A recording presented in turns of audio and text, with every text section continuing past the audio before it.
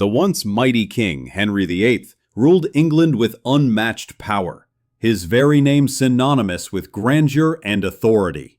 But as the years wore on, the king who had danced, jousted, and hunted with unparalleled vigor was consumed by his own appetites. What began as a regal indulgence became a grotesque obsession, one that would see the king devour not just the finest feasts, but his own health, his strength, and ultimately, his very life. In the end, the mighty monarch who had conquered nations was undone by the one thing he couldn't control: his hunger. In 1509, Henry VIII ascended to the throne, a young, vibrant monarch full of promise. At 6 feet 2 inches, with a sharp mind and a muscular, athletic body, he was the ideal Renaissance prince, handsome, energetic, and charismatic. He was a prince who could hunt for hours without tiring, dance all night, and joust all afternoon. Yet even in his youth, a hidden flaw began to show: an insatiable appetite. Unlike most of the aristocracy, who ate for pleasure or sustenance, Henry ate with an intensity that bordered on obsession. What began as indulgence would soon spiral into something far darker. The kitchens of Hampton Court Palace became the epicenter of Henry's gluttony, working day and night to supply his insatiable hunger.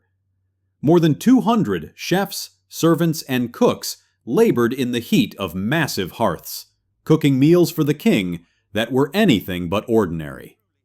Entire animals were stuffed inside others, creating monstrous hybrid dishes. Pigs stuffed with chickens, chickens filled with larks, all sealed in thick, golden pastry.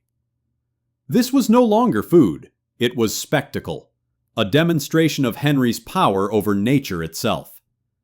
Each meal was a ritual, a performance designed not to nourish, but to assert his dominance.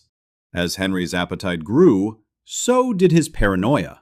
Convinced that his enemies might try to poison him, he set up a complex system of tasters, each food tested by those willing to risk their lives for him. Every meal became a ceremony fraught with fear. The food, prepared in locked chambers and transported in sealed containers, had to pass multiple tests before reaching the king's table. It was no longer about the pleasure of eating. It was about survival. Henry's obsession with food had transformed into an obsession with control, as he feared that even his meals could betray him. By his 30s, the athletic body that had once been the pride of his reign had begun to change. Henry's weight ballooned, and instead of seeking moderation, he saw his expanding girth as a symbol of strength. He commissioned larger furniture, wider doorways, and even stronger horses to bear his increasing size. His vanity fueled his excesses. He demanded that his tailor continually expand his garments, and by his 40s, he had become one of the most corpulent men in history. But it wasn't just the weight that burdened him. It was the toll it took on his body, his health, and his mind. Henry's growing size and worsening health led to constant medical attention. He developed a thirst that could not be quenched, which his doctors labeled a mysterious curse. Modern physicians would recognize this as the onset of type 2 diabetes, but in Henry's time it was seen as divine retribution. He drank gallons of wine and ale, yet it was never enough. His appetite grew beyond his physical need, and with it, so did his mood swings. He would become enraged if food was delayed, and euphoric when satisfied, his emotions tied directly to the meals that consumed him both physically and psychologically. As Henry's health deteriorated, so did his relationship with food. What had once been a symbol of his power became a prison. He could no longer stand without assistance, his legs ruined by constant weight and infection. His ulcers refused to heal, and the stench of decay followed him wherever he went. Yet, even as his body rotted, he refused to acknowledge the severity of his condition. His obsession with food remained, and every meal continued to be a spectacle, a way for him to assert control over his world. His gluttony had become his escape, his means of survival. By his late 40s, Henry was nearly unrecognizable. His once chiseled face had swollen to a grotesque size, his eyes barely visible beneath layers of fat. His voice, once commanding, was reduced to a labored wheeze. He could no longer eat without assistance, and even basic tasks required mechanical help. Special chairs were built to support him, and servants struggled to move his massive body. The palace, once filled with the energy of a powerful king, now seemed suffocating, heavy with the burden of Henry's body. His kingdom had become a reflection of the man, bloated, excessive, and rotting from within. Despite his decline, Henry's appetite remained as insatiable as ever. His meals continued to grow in size and spectacle, consumed in long, drawn-out sessions, where he would gorge himself on massive quantities of meat, wine, and pastries.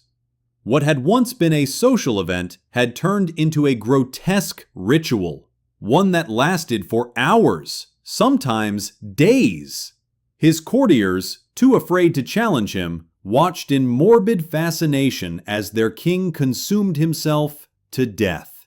They documented his outbursts, his obsessive hunger, and his manic rages, all symptoms of a monarch who had allowed his appetite to overpower everything else. As Henry's condition worsened, the spectacle of his meals grew even more disturbing. He would tear into food with a violent energy, his hands covered in grease, his face smeared with fat. The sounds of chewing, slurping, and panting echoed through the great halls, leaving his guests pale and nauseated. Foreign ambassadors wrote home in disbelief, describing the king's monstrous appetite, his ability to consume enough for 3 men. To those who observed him, it became clear Henry VIII was no longer a king. He was a prisoner of his own excess, a man consumed by his hunger. By 1547, Henry VIII was a broken shadow of the man who once ruled with an iron fist. His body had swollen to such an extent that it took 8 men to lift his coffin. His final meal, a grotesque reflection of his life, was found still undigested in his stomach. Even in death, his obsession with food remained. The royal court was left to deal with the aftermath of a kingdom left bankrupt by Henry's insatiable hunger. His death marked the end of an era, a reign defined by power, excess, and ultimately the self-destruction of a king who consumed everything in his path. Thank you for joining me in exploring the tragic and grotesque tale of Henry VIII. His life, once full of grandeur, now stands as a stark warning of the dangers of excess. If you found this story fascinating, don't forget to hit the subscribe button for more dark history and captivating tales from the past. Leave a comment below and let me know where you're tuning in from. I love seeing how far these stories travel. And if you haven't already, make sure to turn on notifications so you never miss out on the next chapter in history's most intriguing stories.